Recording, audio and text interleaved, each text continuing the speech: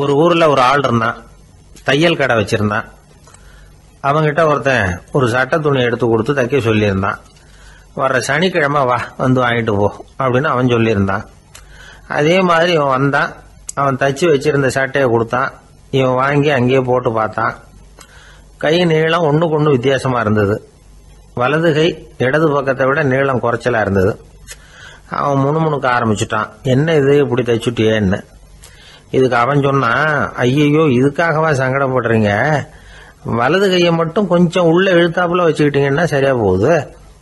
மற்றபடி அந்த சட்டையில உள்ள கலை அம்சத்தை கவனிங்க, எவ்வளவு அற்புதமா தைச்சிருக்கேன் பாருங்க. ஒரு சின்ன குறைய இப்படிலாம் பொருட்படுத்த வேண்டியதில்லை. நான் சொன்னது மாதிரி கையை கொஞ்சம் உள்ள இழுத்தது மாதிரி வச்சுக்கிட்டு நடந்து போங்க, ஜோரா இருக்கும் அப்படின்னா. அவனும் யோசிச்சு பார்த்தான். சரியான யோசனையா தான் தோணுச்சு. கொஞ்சம் முயற்சி பண்ணி வலது கையை கொஞ்சம் உள்ள இழுத்து சட்டை சரியா இருக்கிறது மாதிரி பண்ணிட்டான். இப்போ மறுபடியும் ஒரு பிரச்சனை. வலது கையை உள்ள இழுத்த மாதிரி அப்படியே வச்சுக்கிட்டதும் முதுகு பக்கம் கொஞ்சம் துணி தளர்த்தியா தொங்குறது மாதிரி தெரிஞ்சது. என்ன இது, முதுகு பக்கம் துணி குவிஞ்சுட்டுதே தொங்குதே அப்படின்னா மறுபடியும், அடடா இதுக்காகவா கவலைப்படுறீங்க, உடம்ப அதுக்கு தகுந்த மாதிரி கொஞ்சம் வளைச்சிக்கிட்டா சரியா போடுது. இதுக்காக அந்த அழகான தையலை பிரிச்சு அதுல உள்ள கலை அம்சத்தை கெடுக்கிறதுக்கு என் மனசு இடம் தரல. எவ்வளவுக்கு தளர்த்தியா இருக்கோ அவ்வளவுக்கு கொஞ்சம் உடம்ப வளைச்சி அப்படி குனிஞ்சது மாதிரி போங்க போதும் அப்படின்னா. அதுவும் நல்ல யோசனையா தான் பட்டுது இவனுக்கு. சரின்னு சொல்லிவிட்டு புறப்பட்டான். தெருவில் இறங்கினான். கையை கொஞ்சம் உள்ள இழுத்தான். உடம்ப கொஞ்சம் முன்னால வளைச்சான். சட்டைக்கு தகுந்த மாதிரி உடம்ப பண்ணிட்டான். மெதுவா நடந்து போறான். இப்போ எதிரில் இன்னொருத்தன் வரான். இவனை பாக்குறான். இவன் போட்டிருக்கிற சட்டையை பாக்குறான். ஆஹா அற்புதம்ங்கிறான்.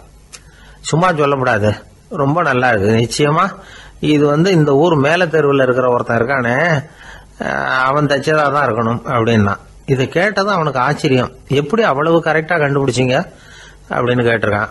இதுக்கு அந்த வழிபோக்கன்னு சொன்னானா, அவன் ரொம்ப கெட்டிக்காரன். உங்களை மாதிரி உடம்பும் கையும் வளைஞ்சு போன ஒரு ஆசாமிக்கு அவனை தவிர வேற யாராலேயும் இவ்வளவு பொருத்தமான ஒரு சட்டையை தைக்க முடியாது அப்படின்னானா. பாருங்க, அவனுக்காக இவன் அனுசரிக்க போய் இவனோட நிலைமை எப்படி ஆயிடுது பாருங்க. இதே மாதிரிதான் சில சடங்குகளும் சம்பிரதாயங்களும் நம்மளை கோமாளி ஆக்கி விட்டுரும். எதுவா இருந்தாலும் அதுல அறிவுபூர்வமான அணுகுமுறை அவசியம். ஒரு நர்ஸ் அவசரமா ஓடி டாக்டர் கிட்ட சொல்லிச்சான், டாக்டர் ஒரு தப்பு நடந்து போச்சு, 10ஆம் நம்பர் பெட்ல இருக்கிற பேஷண்ட்டுக்கு காலில் ஆபரேஷன் பண்றதுக்கு பதிலாக கையில் ஆபரேஷன் பண்ணி விட்டீங்க.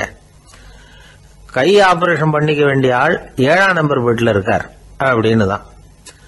அதுக்கு ஒரு பதட்டப்படாம சொன்னாராம், பரவாயில்ல இவரை தூக்கி 7ஆம் நம்பர் பெட்ல போட்டுரு அப்படின்னாராம். வங்க நாவலாசிரியர் சரத் சந்திரர் ஒரு நண்பர் அவர்கிட்ட வந்தார். வழக்கமா எல்லா எழுத்தாளர்கள்கிட்டையும் கேட்கிற ஒரு கேள்வியை கேட்டார். நீங்க எழுத்துத்துறைக்கு வந்தது எப்படி, இதுதான் கேள்வி. அதை தெரிஞ்சு என்ன பிரயோஜனம்னார் சரத் சந்திரர். சும்மா சொல்லுங்களேன் தெரிஞ்சுக்கிறேன் அப்படின்னார் வந்தவர். சரி சொல்றேன்னு ஆரம்பிச்சார். நான் ரங்கூன்ல வேலை பார்த்துக்கிட்டு இருந்தேன். சம்பளம் பத்தல. வேலையும் பார்த்துக்கிட்டு ஒரு பலசரக்கு கடை வைக்கலாம்னு நினைச்சேன். என்னால் மளிகை கடை வச்சு சரியா நடத்த முடியுமாங்கிற சந்தேகம் என் மனைவிக்கு. அதை சோதனை பண்ணி பார்க்கணுங்கிறதுக்காக சில பொருள்களின் அளவு, அதோட விலை, இப்படி சிலதை சொல்லி எல்லாத்தையும் மனக்கணக்காக கூட்டி போட சொன்னாங்க. என்னால் சரியாக கூட்டி சொல்ல முடியல. உங்களால் மளிகை கடை நடத்த முடியாதுன்னு சொல்லிவிட்டாங்க. உடனே என்ன பண்ணுறது, வேற வழி இல்லை, கதை எழுத ஆரம்பிச்சிட்டேன் அப்படின்னார். கேட்டவருக்கு சிரிப்பு வந்துட்டு தான். சரத் சந்திரர் ஒரு பக்கம் சீரியஸான நாவல்கள் சிறுகதைகள் எழுதியிருந்தாலும் அவருடைய இன்னொரு பக்கம் வேற விதம். நண்பர்கள்கிட்ட பேசும்பொழுதும் சரி, அவர்களுக்கு கடிதங்கள் எழுதும் போதும் சரி, கேலியும் கிண்டலும் நகைச்சுவை உணர்வும் அதிகமாக இருக்கும். காந்திஜி ஒரு சமயம் கல்கத்தாவுக்கு வந்திருந்தார். தேசபக்தர்கள் பல பேர் அவர்கிட்ட பேசிக்கிட்டு இருந்தாங்க. அப்போ சரத் சந்திரரும் அங்கே இருந்தார். கிரண் சங்கர் ராய் அப்படிங்கிறவரும் அங்கே இருந்தார். அவர் சொன்னாராம், காந்திஜியோட பழகிய முதல் வங்காளி நான் தான். போயர் யுத்த காலத்தில் இவர் லண்டனுக்கு வந்திருந்தப்போ என்கிட்ட தான் வங்காள மொழி கற்றுக்கிட்டார் அப்படின்னாராம். உடனே சரத் சந்திரர் காந்திஜியை பார்த்து, இவர் உங்களுக்கு வங்காள மொழி கற்றுக் கொடுத்தது உண்மைதானா அப்படின்னாராம். ஆமான்னாராம் காந்தி. அதனால தான் உங்களால் வங்காள மொழி கற்றுக்க முடியல அப்படின்னாராம். எல்லாரும் சிரிச்சாங்களாம். சரத்சந்திரர் சாம்தாபேர் அப்படிங்கிற கிராமத்தில் தங்கியிருந்தார். ஒரு இலக்கிய நிகழ்ச்சியில் கலந்துக்கிறதுக்காக. அதுக்காக ஒரு கல்கத்தாவுக்கு போக வேண்டிய சூழ்நிலை. அதுக்காக புறப்பட்டார். அந்த சமயத்தில் பின்னாடி இருந்து யாரோ அவரை கூப்பிட்டாங்க. இப்படி கூப்பிட்டவரை பார்த்து இன்னொருத்தர் யாரோ அதட்டி இருக்கிறாங்க. போகிறவரை ஏன் இப்படி கூப்பிடுறீங்க அப்படின்னு. ஏன் கூப்பிட்டா என்னன்னு கேட்டிருக்கார் சரத்சந்திரர். புறப்படுறவங்கள பின்னாடி இருந்து கூப்பிடுறது அபசகனம், போகிற இடத்துல ஏதாவது ஆபத்து வரலாம் அப்படின்னு அதுக்கு விளக்கம் கொடுத்துருக்கிறார் அவர். உடனே சரத்சந்திரர் சொன்னாராம், இதோ இவங்க என்ன இலக்கிய கூட்டத்துக்கு அழைச்சிட்டு போகிறாங்களே, இதை விட வேற என்ன ஆபத்து வந்துட போகுது அப்படின்னாராம். இப்படி சரத்சந்திரருக்கு இயல்பாகவே நகைச்சுவை உணர்வு உண்டு. அவருடைய நண்பர் ஒருத்தர் வீட்டுக்கு கூப்பிட்டுருந்தார். அங்கே ஒரு கச்சேரிக்கு ஏற்பாடு பண்ணியிருந்தாங்க. சரத்சந்திரருக்கு இயல்பாகவே கச்சேரியில் நீண்ட ஆலோசனையெல்லாம் கேட்கறதுக்கு பொறுமை இருக்காது. அதனால் மெதுவாக பாட போகிறவர் எப்படி அப்படின்னு கேட்டிருக்கார். அவருக்கு ரொம்ப நல்லா பாட தெரியும் அப்படின்னு சொல்லியிருக்கிறாங்க. அதுக்கு சரத்சந்திரர், பாட தெரியுங்கிறது சரி, பாட்டை நிறுத்த தெரியுமா அதை சொல்லுங்க முதல்ல அப்படின்னாராம். ஒரு நாள் ராமர் அரசவையில் உட்கார்ந்துருக்கிறார். ராமராஜ்யம் நடந்துகிட்டு இருந்த நேரம். அந்த சமயத்தில் ஒரு நாய் அரச சபைக்கு வந்துதான். அது தலையில் அடிபட்டு ரத்தம். அந்த கோலத்தில் அது அங்கே வந்தது. எல்லாரும் ஆச்சரியமாக அதை பார்த்தாங்க. ராமரும் அந்த நாயை பார்த்தார். நீங்கள் வந்த காரியம் என்ன, என்ன நடந்தது, எதுவாக இருந்தாலும் பயப்படாமல் சொல்லு அப்படின்னார். உடனே அந்த நாய் மெதுவாக சொல்ல ஆரம்பிச்சுதான். ஐயா, நான் தெருவில் போய்கிட்டு இருந்தேன். வழியில் ஒருத்தர் வந்தார். அவர் வேத சாஸ்திரம்லாம் படித்த பெரியவர். அவர் எந்த காரணமும் இல்லாமல் அவர் கையில் வச்சிருந்த குச்சியால் என் தலையில் அடிச்சுட்டார். அதுதான் தலையில் ரத்தம். இதை நீங்கள் விசாரித்து தகுந்த தீர்ப்பு வழங்கணும் அப்படின்னு தான் அந்த நாய். ராமர் பார்த்தார். உடனே தன்னுடைய காவலர்களை அனுப்புனார். அந்த ஆளை எங்கே இருந்தாலும் போய் கொண்டுகிட்டு வாங்க அப்படின்னு விட்டார். காவலர்கள் போனாங்க. அந்த ஆளை பிடிச்சி கொண்டு வந்துட்டாங்க. அரண்மனைக்கு வா அப்படின்னு சொல்லி கூப்பிட்டுட்டு வந்துட்டாங்க. என்ன நடந்ததுன்னு விசாரித்தார் ராமர். அதுக்கு அந்த ஆள் சொன்னார், நான் வீதி வழியாக வந்துக்கிட்டு இருந்தேன். குறுக்க இந்த நாய் வந்தது. நான் அவசரமாக போய்கிட்டு இருந்தேன். இது எனக்கு வழி விடாமல் குறுக்க பூந்து இடைஞ்சல் பண்ணிச்சு. எனக்கு கோபம் வந்துட்டுது. அதனால் அடிச்சுட்டேன். வேத சாஸ்திரம் படித்த நான் என் வசம் இழந்து கோபப்பட்டது பெரிய தப்பு தான். அதை நான் ஒத்துக்கிறேன். குற்றத்தை ஒப்புக்கொள்கிறேன். எனக்கு என்ன தண்டனை கொடுக்கணுமோ அதை கொடுங்க, ஏற்றுக்கிறேன் அப்படின்னு விட்டார். சரி, இப்போ அந்த ஆளுக்கு தண்டனை கொடுக்கணும். என்ன தண்டனை கொடுக்கறது யோசனை பண்ணார் ராமர். அதையும் அந்த நாய்கிட்டே கேட்டார். நீயே சொல்லு, என்ன தண்டனை கொடுக்கலாம் இவருக்கு அப்படின்னார். இதுக்கு அந்த நாய் என்ன சொல்லிச்சு தெரியுமா? இவரை ஏதாவது ஒரு கோயிலுக்கு தர்மகர்த்தாவாக நியமனம் பண்ணி விடுங்க, அதுதான் இவருக்கு சரியான தண்டனை அப்படின்னது. இதை கேட்டது ராமர் முகத்தில் புன்னகை. ஆனால் அங்கே இருந்த மற்றவங்களுக்கெல்லாம் ஆச்சரியம். அது எப்படி, தப்பு செஞ்சவங்களுக்கு தண்டனை கொடுக்கறது தானே நியாயம், அதை விட்டுவிட்டு தர்மகர்த்தா பதவியை கொடுக்க சொல்லுது இந்த நாய் அப்படிங்கிற ஆச்சரியம். இந்த சந்தேகத்தை அந்த நாய்கிட்டே கேட்டாங்க அங்கே இருந்தவங்க. இதுக்கு அந்த நாய் பதில் சொல்லிச்சான். நான் போன பிறவியில் ஒரு கோயிலுக்கு தர்மகர்த்தாவாக இருந்தேன். எவ்வளவோ கவனமாக எச்சரிக்கையாக தான் என்னுடைய கடமைகளை எல்லாம் செஞ்சுக்கிட்டு வந்தேன். அப்படி இருந்தாலும் சில சமயங்களில் என்னையும் மீறி கோயில் செல்வத்தை நான் அனுபவிக்கிறதுக்கு காரணம் ஆயிட்டேன். ஒரு கோவிலுக்கு தர்மகர்த்தாவாக இருக்கிறவங்க எப்படியும் இந்த பாவத்திலேருந்து தப்பிக்கிறது கஷ்டம். அதனால தான் நான் இந்த பிறவியில் நாயாக பிறந்து இப்படி கஷ்டப்படுறேன். இதே நிலைமை இந்த ஆளுக்கும் ஏற்படணும் அப்படிங்கிறதுக்காக தான் அவரையும் ஒரு கோயிலுக்கு தர்மகர்த்தாவை நியமிக்கும்படி கேட்டுக்கிட்டேன் அப்படின்னு தான் இந்த நாய். இதிலேருந்து என்ன தெரியுது? எந்த பதவியில் நாம் இருந்தாலும் நமக்கு தெரியாமல் கூட அதை தவறாக உபயோகப்படுத்தக்கூடாதுங்கிறத இதிலேருந்து புரிஞ்சுக்கணும். இல்லைன்னா அடுத்த பிறவியில் நாயாக பிறந்து எங்கேயாவது போய் வாழை ஆட்டிட்டு நிற்க வேண்டியது தான். கோவில் வாசலில் 2 நாய் பேசிக்கிட்டு இருந்துதான். போன ஜென்மத்தில் நான் மனுஷனாக தான் இருந்தேன். ஒரு கோவில் பூசாரி பேச்சை கேட்டுவிட்டு அவரோட கூட்டு சேர்ந்துக்கிட்டு ஆண்டவன் போட்டிருந்த நகையெல்லாம் அபகரித்து என்கிட்ட கொடுத்தாரு அவர். நான் எடுத்துகிட்டு வந்துட்டேன். திருடினது அந்த ஆள் தான், எடுத்துக்கிட்டு வந்தது தான் நான். இருந்தாலும் நான் மட்டும் நாயாக பிறந்துட்டேன். இப்போ மட்டும் அந்த பூசாரி என்கிட்ட மாட்டினா கடித்து குதறி விடுவேன் அப்படின்னு தான். அவசரப்பட்டு அப்படி செஞ்சுடாதே. பதிலுக்கு அவரும் உன்னை திருப்பி கடித்தாலும் கடிச்சிருவார். ஏன்னா அவரும் இப்போ ஒரு நாயாக தான் பிறந்திருக்கிறார் அப்படின்னு தான் இன்னொன்று. அது எப்படி உனக்கு தெரியும்னு தான் இது. நான் தானே அது அப்படின்னு தான் அந்த நாய். ஒருத்தர் ஓடி வந்தார். இன்னொருத்தரை பார்த்து, சார் உங்கள் சைக்கிளை ஒரு நாள் இரவல் கொடுங்களேன், பக்கத்து ஊருக்கு போயிட்டு வர வேண்டியிருக்கு அப்படின்னார். இவர் சைக்கிளை கொடுத்து பத்திரமா கொண்டுட்டு போங்கன்னார். சார் இதை பத்திரமா கொண்டு போகிறேன், கவலையே வேணாம், ஏன்னா இது உங்களோட சைக்கிள் அப்படின்னு நான் நினைக்கல, என்னோட சைக்கிளாக நினைக்கிறேன் அப்படின்னார். அதுக்கப்புறம் தான் இவருக்கு உண்மையாகவே பயம் வந்துட்டுது. ஏன்னா அவர் சொன்னது மாதிரி அதை தன்னோட சைக்கிளாகவே நினச்சி தள்ளிட்டு போட்டால் என்ன பண்ணுறது? எது எதை நம்முடையதாக நினைக்கணுங்கிறதுக்கு ஒரு வரையறை இருக்குது. சில பேர் ஆஃபீஸையே வீடாக நினச்சி விடுறது உண்டு. அப்படிப்பட்டவங்க கூட வீட்டை ஆஃபீஸாக நினைக்கிறது இல்லை. ஏன்னா வீட்டில் இவர் ஆஃபீஸராக நடந்துக்க முடியறதில்ல. இதெல்லாம் ஒரு பக்கம் இருக்கட்டும், இப்போ விஷயத்துக்கு வருவோம். பொறியியல் மேதை டாக்டர் விஸ்வேஸ்வரய்யா இருந்தார் இல்லையா, பாரத ரத்னா விருதெல்லாம் கொடுத்தாங்களே. ஆஃபீஸ் வேலை வேறு, சொந்த வேலை வேறு அப்படிங்கிறதுக்கு ஒரு உதாரணமாக இருந்தவர் அவர். மைசூர் மகாராஜா கிட்ட திவானாக இருந்தார். அவர் ஒரு நாள் அரசாங்க வேலை காரணமாக வெளியூர் போயிருந்தார். ஹாசன்கிற ஊருக்கு பக்கத்தில் ஒரு பயண மாளிகை, அங்கே தங்கிவிட்டார். ராத்திரி அங்கே தங்கி இருந்துட்டு விடிஞ்சதும் ஊருக்கு திரும்புறதாக திட்டம். ராத்திரி தூங்கிறதுக்கு ரொம்ப நேரம் ஆகிட்டுது. ரொம்ப நேரம் வரைக்கும் அரசாங்க சம்பந்தப்பட்ட வேலைகளையே பார்த்துக்கிட்டு இருக்கிறார். அரசாங்க ஃபைல்கள் நிறைய இருந்தது. அதையெல்லாம் ஒவ்வொன்றா எடுத்தார், படித்து பார்த்தார், பரிசீலனை பண்ணார். அதில் எழுத வேண்டியதை எழுதினார், கையெழுத்து போட்டார். ஒரு வழியாக அந்த வேலையெல்லாம் முடிஞ்சுது. அதுக்கப்புறம் என்ன பண்ணார்னா, தன்னுடைய சூட்கேஸை திறந்தார். அதிலிருந்து 2 மெழுகுவத்தியை எடுத்து கொளுத்தி வச்சார். அந்த பயண மாளிகையில் அது வரைக்கும் எரிஞ்சிக்கிட்டு இருந்த மின்சார விளக்குகளை அணைச்சுட்டார். அதுக்கு பிறகு அந்த மெழுகுவத்தி வெளிச்சத்தில் சில புத்தகங்களை தொடர்ந்து படிக்க ஆரம்பிச்சிட்டார்.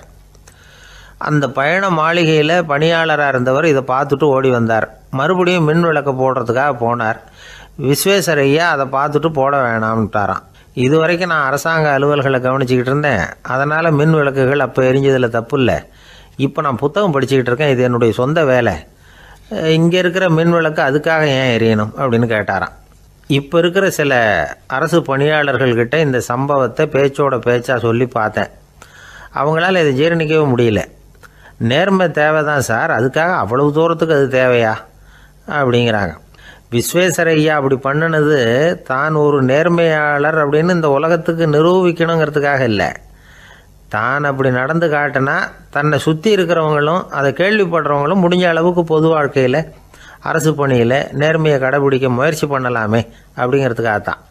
இப்போவும் சில பேர் இருக்கிறாங்க, இவங்க ஆஃபீஸ் வேறு வீடு வேறேன்னு நினைக்கிறதில்ல, அவ்வளோ உரிமை. ஒருத்தர் அப்படி தான், அவருக்கு அவசரமாக 5000 ரூபா தேவைப்பட்டது. ஆஃபீஸு பணத்தை எடுத்துக்கிட்டார். அந்த நேரம் பார்த்து ஆடிட் வந்துட்டுது. ஆப்பிட்டுக்கிட்டார். விசாரணை நடக்குது. அவர் சொல்கிறார், சார் நான் நேரம் காலம் பார்க்காம ஆஃபீஸில் வேலை செய்வேன், ஏன்னா அதை என்னோடய ஆஃபீஸாக நினைக்கிறேன். அவசரத்துக்கு அந்த பணத்தை எடுத்தேன், மறுபடியும் வச்சுடலாம்னு தான் இருந்தேன், அதுக்குள்ளே இப்படி ஆகிட்டுது. நீங்கள் என்ன நினச்சாலும் சரி, நான் ஆஃபீஸ் வேறு வீடு வேறு அப்படின்னு நினைக்கிறதில்ல, அது என்னோட சுபாவம் அப்படின்னார். விசாரணை பண்ணவர் தீர்ப்பு வழங்கினார். உங்கள் சுபாவத்துக்கு மதிப்பு கொடுத்து நானும் தீர்ப்பு வழங்குறேன். நீங்கள் கொஞ்ச நாள் ஜெயிலில் இருந்துட்டு வாங்க, அது உங்களுக்கு கஷ்டமாக இருக்காதுன்னு நினைக்கிறேன்.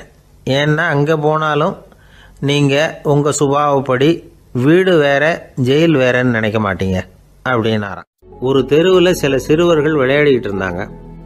ஏதோ ஒரு உயரமான கல்லை நடுத்தெருவில் வச்சு அதை சுற்றி சுற்றி ஓடி வந்துக்கிட்டு இருக்கிறாங்க. அது என்ன விளையாட்டோ அவங்களுக்கு தான் தெரியும். கொஞ்ச நேரம் அப்படி விளையாடிக்கிட்டு இருந்தவங்க விளையாடி முடிச்சதும் அந்த கல்லை நடுத்தெருவில் அப்படியே விட்டுட்டு அவங்கவுங்க வீட்டுக்கு ஓடி போட்டாங்க. அதுக்கப்புறம் அந்த வழியாக 2 பெண்கள் பேசிக்கிட்டே வந்தாங்க. பேச்சு சுவாரஸ்யத்தில் நடுத்தெருவில் இருந்த அந்த கல்லை கவனிக்கல, காலில் இடிச்சுட்டுது, லேசாக ரத்தம் வந்துட்டுது, வலி தாங்கலை. காலில் இடிச்சுக்கிட்ட பொண்ணு திட்ட ஆரம்பிச்சுட்டுது. வர வர ஊர் உலகம் ரொம்ப கெட்டு போச்சு, யாருக்கும் பொறுப்பே கிடையாது பாரு, இப்படி நடுத்தெருவில் பொறுப்பு இல்லாமல் இப்படி கல்லை போட்டு வச்சிருக்கிறாங்களே, இது நியாயமா அப்படின்னு சொல்லி இந்த சமூகத்தை கடுமையாக விமர்சனம் பண்ணிக்கிட்டு அவங்க போயிட்டாங்க. கொஞ்ச நேரம் கழித்து ஒரு வாலிபன் அந்த வழியாக வந்தான். அந்த கல்லை பார்த்தான், நின்னான், ஒரு நிமிஷம் யோசனை பண்ணான், என்ன பண்ணலாம்னு பார்த்தான். தன்னுடைய வீரத்தையும் பலத்தையும் காட்டணும்னு நினைச்சான். பின்னாடி போனான். அப்புறம் வேகமாக ஓடி வந்து ஒரு சின்ன ஹை ஜம்ப் அப்படியே துள்ளி குதிச்சான். துள்ளி குதிச்சு தாண்டி அந்த பக்கமாக போய் விழுந்தான். அப்படியே விசில் அடிச்சுக்கிட்டு அவன் பாட்டுக்கு நடந்து போகிறான். அடுத்தபடியாக ஒரு காதல் ஜோடி அந்த வழியாக வந்தது. நடுத்தெருவில் கண்ணில் பட்டது. அவங்க 2 பேரும் ரொம்ப நெருக்கமாக சேர்ந்து வந்துக்கிட்டு இருக்கிறாங்க. நடுவில் கல் இருக்கிறதுனால கொஞ்ச நேரம் 2 பேரும் விலகி மறுபடியும் இந்த பக்கம் வந்து சேர்ந்து போகணும். கொஞ்ச நேரம் நாம் பிரிய வேண்டி இருக்குதே அப்படின்னு வருத்தத்தோட முணுமுணுத்துக்கிட்டே இந்த பக்கம் வந்தாங்க. அதுக்கப்புறம் வழக்கம் போல சேர்ந்து அவங்க பாட்டுக்கு எதிர்காலத்தை பற்றி கற்பனை பண்ணிக்கிட்டே போயிட்டாங்க. கடைசியாக அந்த வழியாக பார்வை இல்லாத ஒருத்தர் வந்துக்கிட்டு இருக்கார். அவர் கையில் வழக்கமாக வச்சிருக்கிற அந்த ஊன்றுகோல், கையில் இருக்கிற அந்த ஊன்றுகோலால் தனக்கு முன்னாடி அப்படியே அப்படியே தட்டிக்கிட்டு பார்த்துக்கிட்டே அவர் மெதுவாக நடந்து வந்துக்கிட்டு இருக்கிறார். வழியில் இருக்கிற அந்த கல் தட்டுப்பட்டுது. உடனே நடுத்தெருவில் ஒரு கல் இருக்குங்கிறத அவர் புரிஞ்சுக்கிட்டார். உடனே குனிஞ்சார். அந்த கல்லை தடவி பார்த்து எடுத்தார். தெரு ஓரமாக கொண்டுட்டு போய் போட்டார். அதுக்கப்புறம் அவர் பாட்டுக்கு அவர் வழியில் நடந்து போனார். இப்போ இதில் பல பேர் வந்தாங்க போனாங்க. இவங்களில் பார்வை உள்ளவங்க யார், பார்வை இல்லாதவங்க யார்? இப்படி ஒரு கேள்வி கேட்டால் என்ன பதில் சொல்ல முடியும்? கொஞ்சம் யோசிச்சு பார்த்தா இன்னைக்கு பல பேர் இப்படி தான் இருந்துகிட்டு இருக்கிறோம். ஒரு ஆள் பார்க்கறதுக்கு பெரிய மனுஷன் மாதிரி இருக்கார். ஒரு தெரு வழியாக நடந்து வந்துகிட்டு இருந்தார். இருட்டு நேரம். வழியில் ஒரு பெரிய கல் கிடந்தது, கருங்கல். பார்த்தார். கொஞ்ச நேரம் யோசிச்சார்.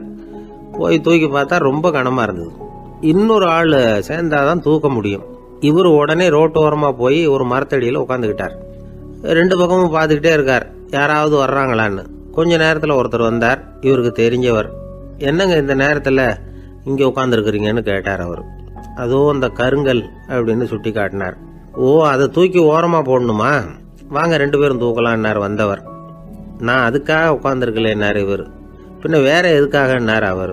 ஒரு மனுஷன் கருங்கல்லில் காலை இடிச்சுக்கிட்டான்னா எப்படி துள்ளுவான்னு பார்க்கணுங்கிறது எனக்கு ரொம்ப நாளாக ஒரு ஆசை. அதுக்காக தான் உட்காந்துருக்கிறேன் அப்படின்னார். ஒரு ரயில் போய்கிட்டு இருக்கு.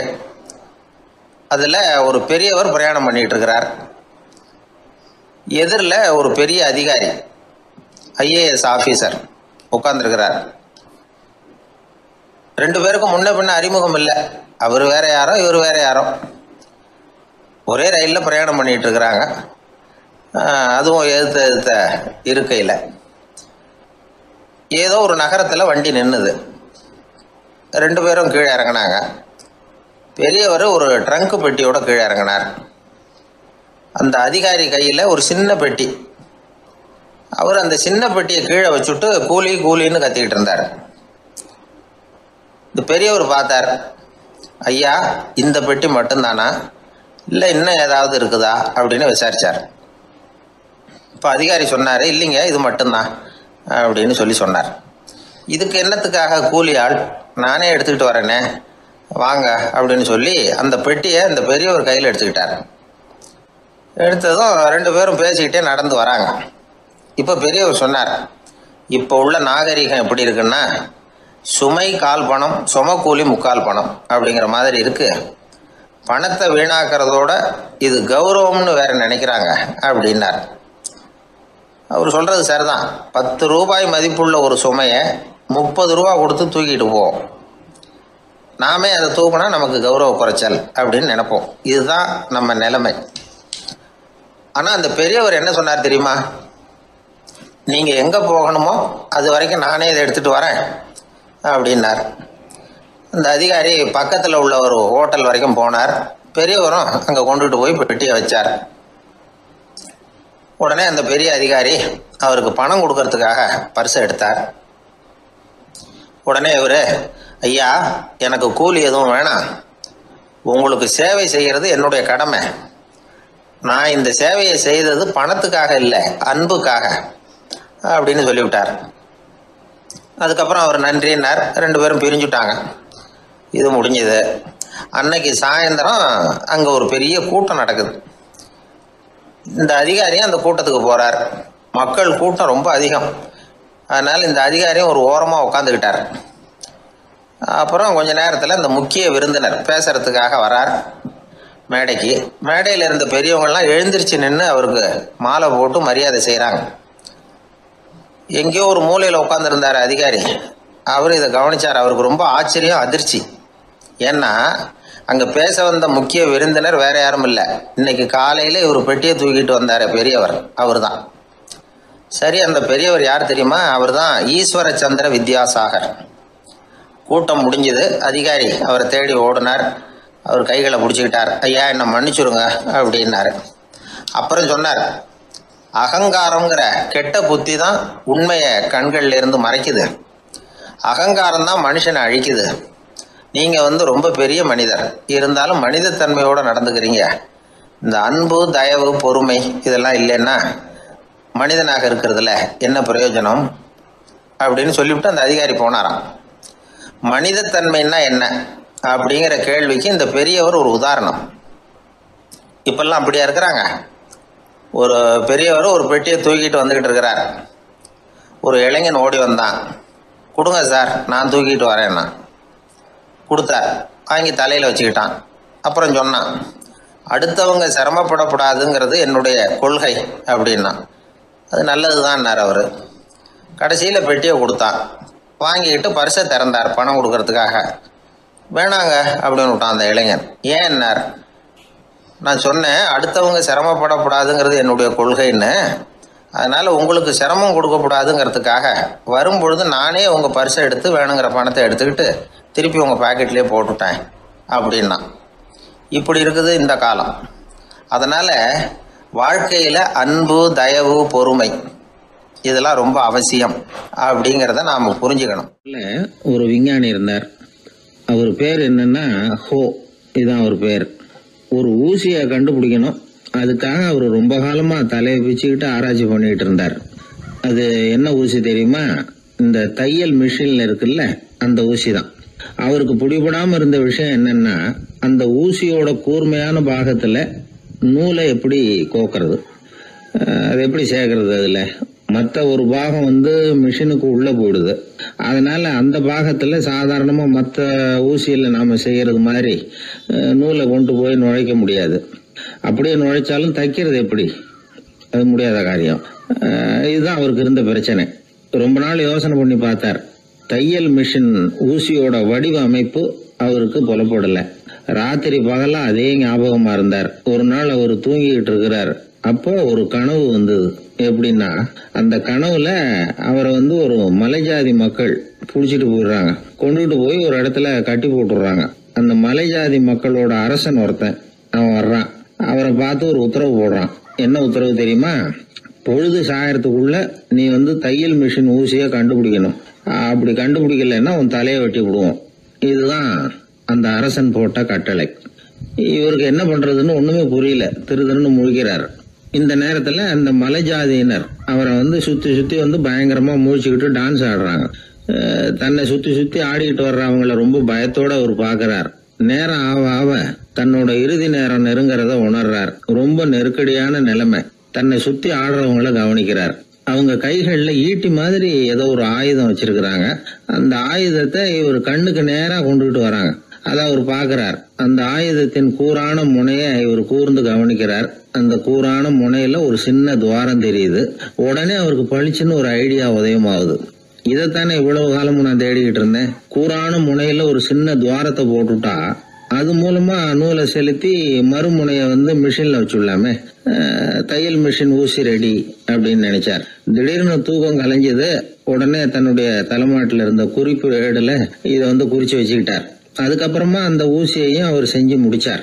இது எப்படின்னு நீங்க நினைக்கலாம், ஆனா இது சாத்தியம்தான். முழிச்சுக்கிட்டு இருக்கிறப்போ நமக்கு ஏற்படுற சில பிரச்சனைகளுக்கு கனவுல விடை கிடைக்கிறது உண்டு. அப்படி பல பேருக்கு ஆயிருக்கு. உங்களையும் பல பேருக்கு இது மாதிரி அனுபவம் ஏற்பட்டிருக்கலாம். எந்த ஒரு செயலை பத்தி நினைக்கிறப்பவும் அந்த செயல் நம்ம நினைவுல ஒரு நல்ல வடிவம் பெறுது.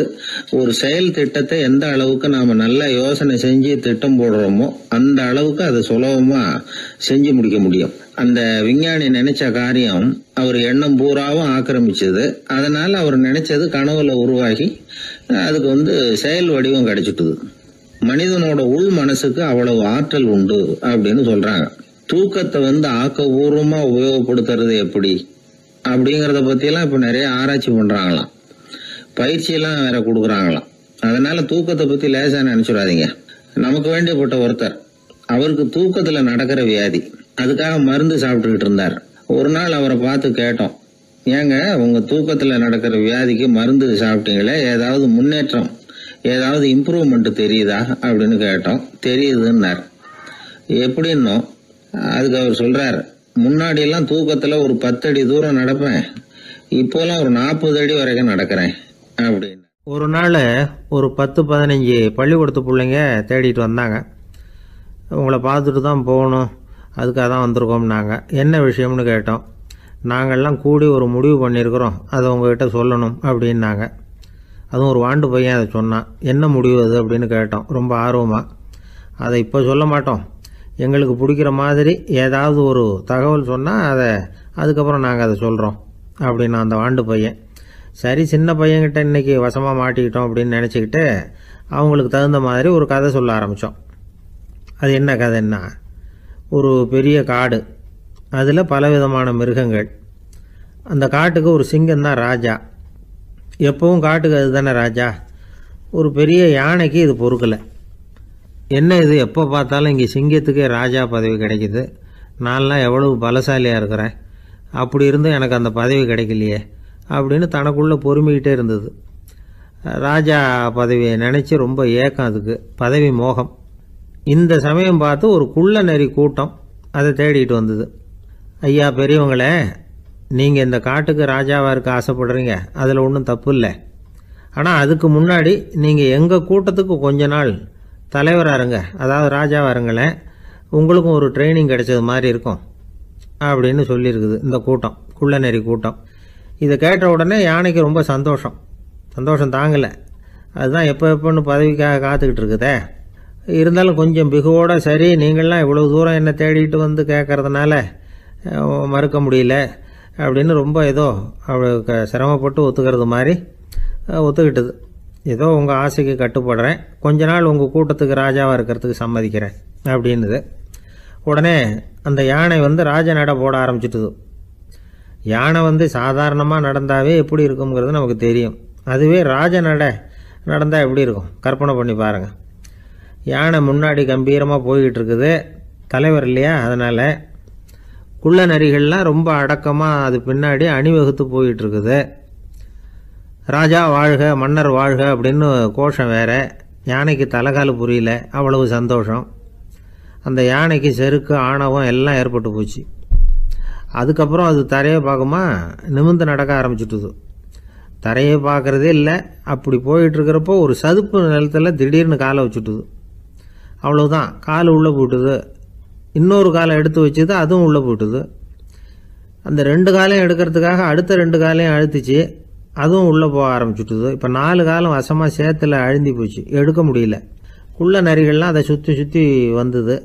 சிலது சுற்றி நின்று டான்ஸ் ஆட ஆரம்பிச்சுட்டுது யானையை பார்த்துட்டு. இதை யானை பார்த்தது. என்ன இது, தலைவர் நான் தவிச்சிக்கிட்டு இருக்கிறேன், தொண்டர்கள்லாம் சுற்றி நின்று வேடிக்கை பார்த்துக்கிட்டு இருக்கிறீங்க, டான்ஸ் ஆடுறீங்க அப்படின்னு கேட்டுதான். தொண்டர்களே, தலைவர் நான் தவிச்சிக்கிட்டு இருக்கிறது உங்களுக்கு தெரியலையா? இப்போ உடனே உங்கள் தலைவரை காப்பாற்ற வேண்டியது உங்கள் கடமை இல்லையா அப்படின்னு கத்துச்சான் அந்த யானை. குள்ள நரிகளில் ஒன்று முன்னாடி நின்று அந்த யானையை பார்த்து தான், தலைவரே எங்களுக்கு ரொம்ப நாளாக ஒரு ஆசை, அந்த ஆசையை நிறைவேற்றிக்கிறதுக்காக தான் உங்களை எங்கள் தலைவராக ஏற்றுக்கிறோம்னு சொன்னோம் அப்படின்னு தான். என்ன ஆசைன்னு கேட்டிருக்கு யானை. யானை கறி சாப்பிட்டு பார்க்கணுங்கிறது எங்களுக்கு ரொம்ப நாளாக ஆசை, அது இன்றைக்கி தான் நிறைவேற போகுது அப்படின்னு தான் அந்த நரி. இதை கேட்ட உடனே அந்த யானை அப்படியே மூர்ச்சி ஆகிட்டு தான். நரிகள்லாம் அது மேலே ஏறி குதற ஆரம்பிச்சுட்டு தான். பதவி மேலே இருந்த பேராசை அந்த பலசாலியான யானையையே மாட்டி விட்டுட்டுது பார்த்தீங்களா அப்படின்னு சொல்லி முடித்தோம் இந்த கதையை அந்த சின்ன பிள்ளைங்கக்கிட்ட. சரிங்க, இப்போ நாங்கள் உங்களை தேடி வந்த விஷயம் என்னங்கிறத சொல்லவா அப்படின்னா ஒரு வாண்டு பையன். சீக்கிரம் சொல்லு தம்பி, சஸ்பென்ஸ் தாங்கலை அப்படின்னோம். அவன் மெதுவாக எங்களை பார்த்து சொல்கிறான், எங்களுக்கு கொஞ்ச நாள் நீங்கள் தலைவராக இருந்தால் தேவலை அப்படின்னா. ஒரு நண்பர் சினிமா படம் தயாரிக்கிறவர், அவர்கிட்ட ஒரு நாள் பேசிக்கிட்டு இருந்தேன். அது எப்படி சார், நீங்கள் எடுக்கிற எந்த படமும் கையை கடிக்காத அளவுக்கு எடுத்துடுறீங்களே, அது எப்படின்னு கேட்டேன். அது ஒன்றும் பெரிய விஷயம் இல்லை சார், பெண்களுக்குன்னு சில உருக்கமான காட்சிகள், இளைஞர்களுக்குன்னு சில நடனங்கள், அடிதடி காட்சிகள், அப்புறம் வயசானவங்களுக்குன்னு சில ஆன்மீக காட்சிகள், சின்ன பிள்ளைங்களுக்கு சிரிப்பு, இப்படி எல்லாமும் சேர்த்து நான் படம் எடுக்கிறேன். மசாலா படம்னு பேர். இது ரொம்ப பெருசாக இல்லைன்னாலும் ஓரளவுக்கு சுமாராக ஓடிடும், கையை கடிக்காது அப்படின்னார். இது ஒரு உத்தி. சில பத்திரிகை ஆசிரியர்களும் இந்த உத்தியை கையாளுறது உண்டு. இந்த உத்திக்கு பார்னம் உத்தி அப்படின்னு பேர், பார்னம் எஃபெக்ட் அப்படின்னு சொல்லுவாங்க. அதாவது ஃபீனியஸ் டி பார்னம் அப்படின்னு ஒருத்தர் அமெரிக்காவில் இருந்தாராம். அதாவது 19ஆம் நூற்றாண்டில் அமெரிக்காவில் கொடிகட்டி பறந்த ஒரு சர்க்கஸ் நிறுவனத்தின் அதிபர் அவர். இந்த உலகத்தில் ஒவ்வொரு நிமிஷமும் ஒரு ஏமாளி பறந்துகிட்டே இருக்கிறான் அப்படிங்கிறது அவருடைய சித்தாந்தம். ஒவ்வொருத்தரையும் திருப்திப்படுத்துகிற அளவுக்கு அம்சங்களை கொஞ்சம் கொஞ்சமாக கலந்து கேளிக்கை நிகழ்ச்சிகளை நடத்தினது தான் அவருடைய மகத்தான வெற்றிக்கு காரணம். அதனால் அந்த உத்தியை யார் கடைப்பிடிச்சாலும் சரி, அதுக்கு பார்னம் உத்தி அப்படின்னு பேர் வந்துட்டுது. ஜோசியம் சொல்கிறவங்களுக்கும் இந்த உத்தி தான் கை கொடுக்குது. ஒரு விஷயத்த ஒருத்தருடைய கோள் நிலைகள் அல்லது கையெழுத்து நிரூபிக்கிறதாக அவர்கிட்ட சொன்னால் அதை அவர் நம்பிவிடுவார். ஆனால் அந்த விஷயம் நல்லதாக இருக்கணும், நேர்மையானதாக இருக்கணும், அதாவது பாசிட்டிவாக இருக்கணும். 8ஆம் இடத்துல குரு, 9ஆம் இடத்துல சனி, நீங்கள் ஒரு பெரிய மேதை தான் அப்படின்னு சொல்லுவாங்க. கேட்குறவங்களுக்கு அதை மறுக்கிறதுக்கு மனசு வராது. அப்படி சொல்லும் பொழுது கூடவே என்ன கொஞ்சம் முன்கோபம் அதிகமாக இருக்கும், இருந்தாலும் அது உடனே மறைஞ்சிரும் அப்படின்னு சில அற்ப விஷயங்களையும் சொன்னாலும் அதையும் சரிதான்னு சொல்லி ஒத்துக்குவாங்க. ஆளுமையை எடை போடுகிற ஒரு நிறுவப்பட்ட உத்தியின் மூலமாக தன்னுடைய குணாதிசயங்கள் கண்டுபிடிக்கப்பட்டதாக அவர் நம்புறது தான் இதுக்கு காரணம். இந்த மாதம் பணத்தட்டுப்பாடு கொஞ்சம் இருக்கும், உடம்புல ஏதாவது கொஞ்சம் அசௌகரியம் இருக்கும், வீட்டுக்குள்ளே லேசாக மனஸ்தாபம் வரலாம், இது மாதிரி பொதுப்படையாக சிலதை சொன்னாலே போதும், மக்களை நம்ப வச்சுடலாம். இதெல்லாம் நமக்கு மட்டும்தான் ஏற்படுது அப்படின்னு சொல்லி அவங்க நினைக்கிறது தான் காரணம். இதுதான் பார்னம் உத்திங்கிறது. மனிதர்கள் பாராட்டுகளை விரும்புகிறதும் விமர்சனங்களை வெறுக்கிறதும் பார்னம் உத்தியின் அடுத்த கூறு. அதனால் ஒருத்தருக்கு ஜோசியம் சொன்னாலும் சரி, அவருடைய ஆளுமையை மதிப்பிடுறதாக இருந்தாலும் சரி, அவரை புகழற மாதிரி இருந்தாலும் சரி, அப்படி இருந்தால் தான் அது சரியாக இருக்கும். சாதகமான விஷயங்களை அதிகமாகவும் பாதகமான விஷயங்களை நாசூக்காகவும் சொன்னால் மக்கள் அதை நம்பிடுவாங்க. ஒருத்தரை கருமின்னு சொன்னால் ஏற்றுக்க மாட்டார். அதையே கொஞ்சம் மாற்றி நீங்கள் கொஞ்சம் சிக்கனமான ஆசாமி அப்படின்னு சொன்னால் நீங்கள் சொல்கிறது சரிதான் சார் அப்படிம்பார். நீங்கள் பெரிய செலவாளி தான், இருந்தாலும் நல்ல விஷயங்களுக்கு தான் செலவழிப்பீங்க அப்படின்னு சொல்லணும். இப்படி இந்த பார்னம் உத்தியை கடைபிடிச்சி இன்னைக்கு வெற்றிகரமாக காலம் தள்ளுறவங்க நிறைய பேர் இருக்கிறாங்க. இந்த உலகத்தில் ஒவ்வொரு நிமிஷமும் ஒரு ஏமாளி பறந்துக்கிட்டே இருக்கிறான் அப்படிங்கிறது தான் ஃபீனியஸ் பார்னம் அவர்களுடைய நம்பிக்கை. அதை விட அடுத்தவங்களை ஏமாளியாக நினைக்கிற மனுஷர்கள் தான் இன்னைக்கு உலகத்தில் ரொம்ப அதிகம். ஒருத்தர் தன்னுடைய மேல் அதிகாரிகிட்ட போய், ஐயா ஒரு நாள் லீவு வேணும், என் தங்கச்சிக்கு கல்யாணம் அப்படின்னார். அவர் பார்த்தார், ஒரு 10 நிமிஷம் வெளியில் இருங்கன்னார். 10 நிமிஷம் கழித்து கூப்பிட்டார், இதை பாருங்க, நீங்கள் சொல்கிறது பொய், இப்போ உங்கள் தங்கச்சிக்கு ஃபோன் பண்ணேன், அவங்க தனக்கு 2 வருஷத்துக்கு முன்னாடியே கல்யாணம் ஆகிட்டதாக சொல்கிறாங்க அப்படின்னார். உடனே இவர் சொன்னார், சார் இப்போ நீங்கள் சொல்கிறதும் பொய்யாதான் இருக்கணும், ஏன்னா நிஜமாக எனக்கு ஒரு தங்கச்சியே கிடையாது அப்படின்னார். ஒரு பெரிய காடு, அந்த காட்டுக்கு மத்தியில் ஒரு ஆசிரமம், அங்கே ஒரு முனிவர் இருந்தார். பல இடங்கள்லேருந்து வர்ற குழந்தைகளுக்கு அவர் பாடம் சொல்லி கொடுத்துக்கிட்டு இருக்கிறார். ஏழை பணக்காரர் அப்படிங்கிற வித்தியாசம்லாம் கிடையாதுங்க. எல்லாரும் அவர்கிட்ட தங்கள் பிள்ளைகளை அனுப்பி வச்சாங்க. மன்னர்களுடைய பிள்ளைங்க கூட அங்கே அவர்கிட்ட தான் படிக்கிறதுக்கு வருவாங்க. ஆனால் அந்த முனிவரை பொறுத்த வரைக்கும் எல்லா பிள்ளைங்களும் ஒன்று தான். இது யார் வீட்டு பிள்ளைன்னெல்லாம் பார்க்க மாட்டார், எல்லாரும் சமம். மாணவர்கள்லாம் அங்கேயே மாத கணக்கில் வருஷ கணக்கில் தங்கியிருந்து பாடம் கற்றுக்கிட்டு போகிறது வழக்கம். அவராக பார்த்து போன்னு சொல்கிற வரைக்கும் அங்கேயே இருக்கணும், படிக்கணும், குருகுல வாசம். ஒரு சமயம் ஒரு ராஜகுமாரனும் அவர்கிட்ட படிச்சுக்கிட்டு இருந்தான். அவனுக்கு ஒரு 15 வயசு இருக்கும். சில வருஷம் கழித்து அந்த முனிவர் தன்கிட்ட இருக்கிற மாணவர்களுக்கெல்லாம் பரீட்சை வச்சார். அவங்களுடைய அறிவு முதிர்ச்சியை கணிக்கிறதுக்காக பல சோதனைகள்லாம் வச்சார். ஒவ்வொருத்தராக பார்த்து, இனிமேல் நீங்கள் உங்கள் வீட்டுக்கு போகலாம் அப்படின்னு சொல்லி அனுப்பி வச்சுக்கிட்டு இருக்கிறார். எல்லாரும் போயிட்டாங்க. கடைசியாக மிஞ்சி இருந்தது ஒரே ஒரு மாணவன். அவனை மட்டும் வீட்டுக்கு அனுப்பல. யார் அந்த பையன் தெரியுமா? அவன்தான் அந்த ராஜகுமாரன். ராஜகுமாரனுடைய தந்தைக்கு, அதுதான் அந்த ராஜாவுக்கு, அங்கே வயசு ஏறிக்கிட்டே போகுது. என்ன இது, படிக்க போன பையன் இன்னும் திரும்பி வரலையே அப்படின்னு நினைச்சார். வந்துட்டா சீக்கிரமாக அவனுக்கு பட்டம் கட்டிவிட்டு நாம் விலகிக்கலாமே அப்படின்னு நினச்சாரு. கல்யாணம் வேற பண்ணி பார்க்கணும் பையனுக்கு. ஆனால் பையன் வர்ற வழியை காணும். ராஜா பார்த்தார், சரி நேர்லேயே போய் என்னன்னு தெரிஞ்சுட்டு வந்துடுவோம் அப்படின்னு காட்டுக்கு புறப்பட்டார். அங்கே போய் முனிவரை பார்த்தார். முனிவர் இவரை அன்பாக வரவேற்று உட்கார வச்சார். அதுக்கப்புறம் ராஜா மெதுவா, எல்லாரையும் வீட்டுக்கு அனுப்பி வச்சுட்டிங்களாமே, ஏன் பிள்ளைய மட்டும் அப்படின்னு சொல்லி மெதுவாக இழுத்தார். முனிவர் இதுக்கு உடனே பதில் சொல்லலை.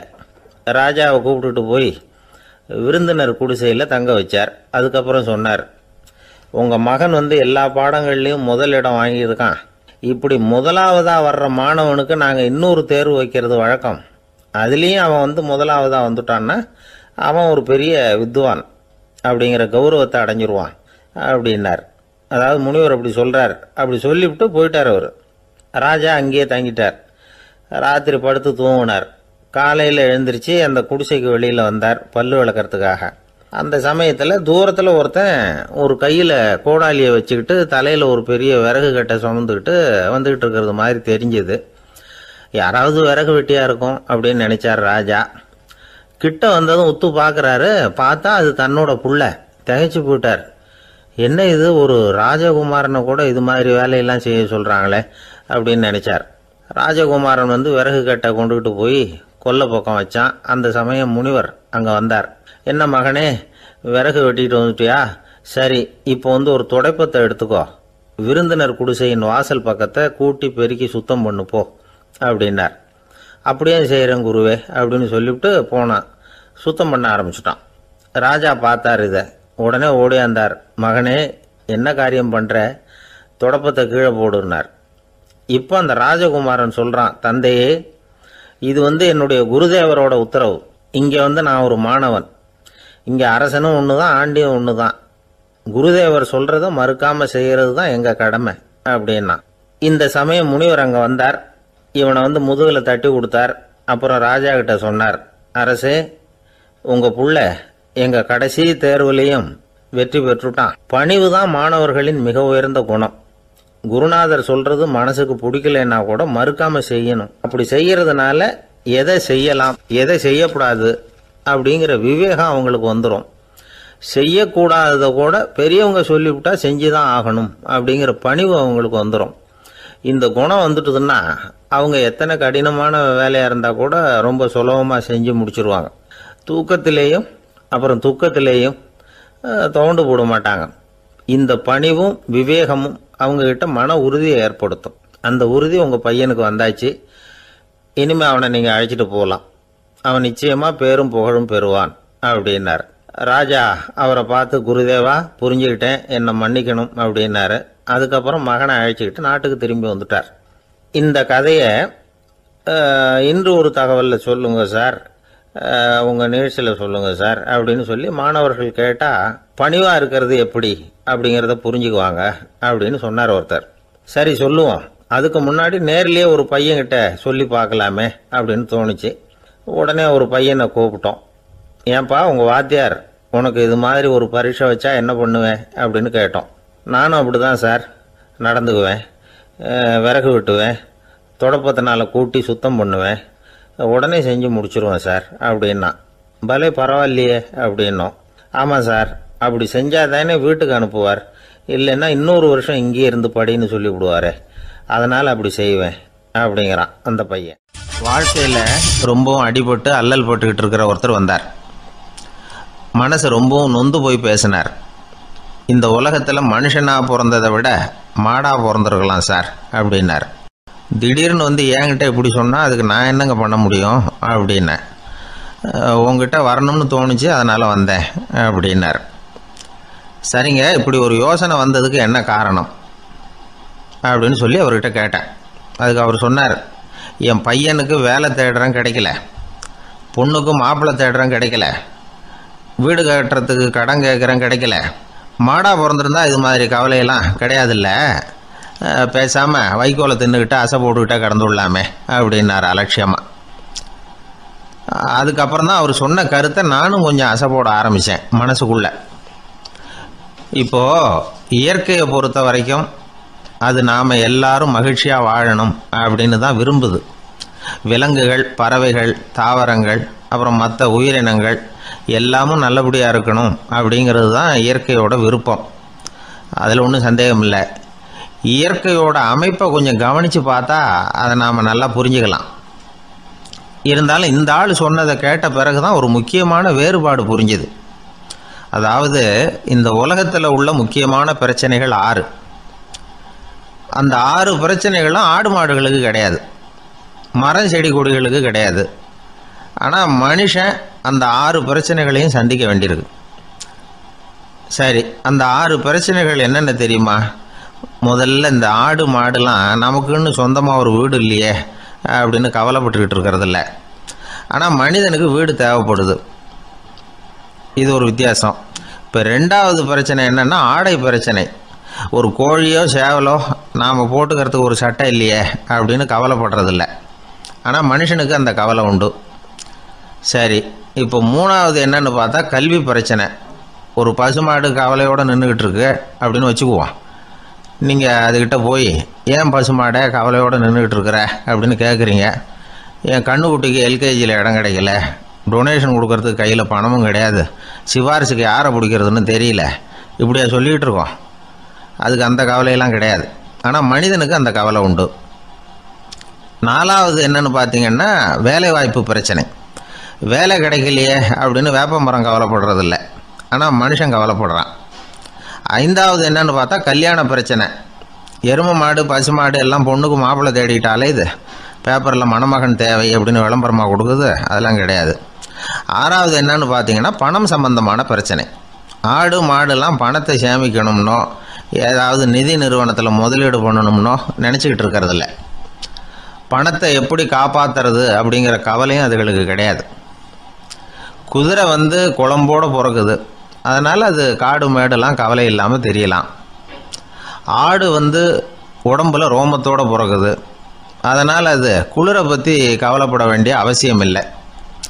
ஆனால் மனுஷனை பார்த்திங்கன்னா அவன் தான் ஒன்றும் இல்லாமல் பிறக்கிறான். ஏன் இந்த பாகுபாடு அப்படின்னு கேட்டால் இதை பற்றி கொஞ்சம் சிந்திச்சு பார்க்கணும். அதாவது இந்த சந்தேகத்தை ஒரு பெரியவர்கிட்டையும் கேட்டேன். அவர் சொன்னார் இதுக்கு பதில். அவர் இதே கேள்வியை இயற்கை கிட்ட கேட்டாராம். இயற்கை பதில் சொல்லிச்சான். வேற யாருக்கும் கொடுக்காத ஒரு வலுவான கருவியை, ஒரு பவர்ஃபுல் வெப்பன் மனுஷனுக்கு கொடுத்துருக்கிறேனே, அந்த கருவியை உபயோகப்படுத்தி அந்த 6 பிரச்சனையை மட்டும் இல்லை 6 கோடி பிரச்சனைகள் இருந்தாலும் அதையெல்லாம் சமாளிக்கலாம். அது கருவி என்ன தெரியுமா? அதுதான் 6வது அறிவு. அதை உபயோகப்படுத்தினா காலுக்கு செருப்பு தயார் பண்ணிக்கலாம், குளிருக்கு போர்வை தயார் பண்ணிக்கலாம், என்ன வேணும்னாலும் செய்யலாம் அப்படின்னு இயற்கை பதில் சொல்லிச்சான். அதனால் நாம் செய்ய வேண்டியது என்னென்னா இயற்கையை முதல்ல சரியாக புரிஞ்சுக்கணும். இயற்கையின் படைப்பையே நாம் சரியாக புரிஞ்சுக்கிறது இல்லையே, அதுதான் வேதனை.